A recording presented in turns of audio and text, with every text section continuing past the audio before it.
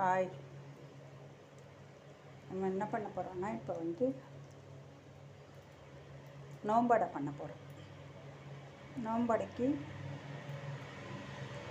கார்த்திகை நோம்படை. நோம்படைக்கு அரிசி மாவு வறுத்துக்கிறேன். அரிசி மாவு தான் அரைச்சின்னு வந்தேன். நான் 2 டம்ளர் போட்டிருக்கேன். மாவை நல்லா வறுத்துக்கிறேன். இப்போ நல்லா வறுத்தாச்சு. எடுத்து வச்சுட்டுலாம் பாத்திரத்தில். இப்போ வறுத்து எடுத்தாச்சு. மாவை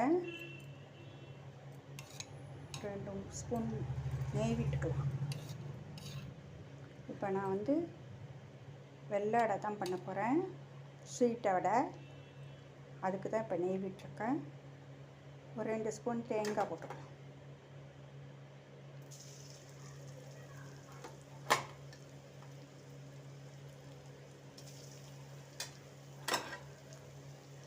இதை நல்லா வறுத்துக்கலாம்.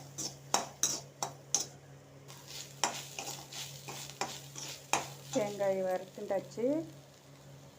இப்போ வெல்லம் கரைச்சி வச்சுருக்கேன். அதை விட்டுக்கலாம்.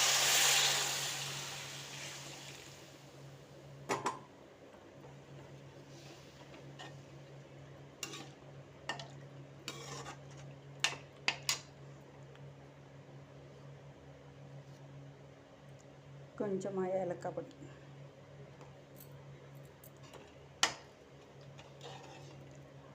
ஒரு செகண்டு தண்ணி கொதிக்கட்டும் தேங்காயோடு சேர்ந்து.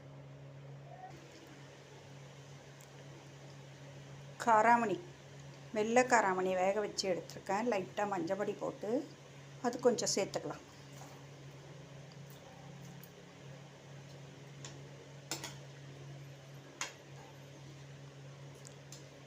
ஒரு செகண்ட் தண்ணி நல்லா கொதிக்கட்டும். தண்ணி பார்த்தீங்கன்னா நல்லா கொதிக்கிறது. இப்போ அரிசி மாவு போட்டு கலரிடலாம்.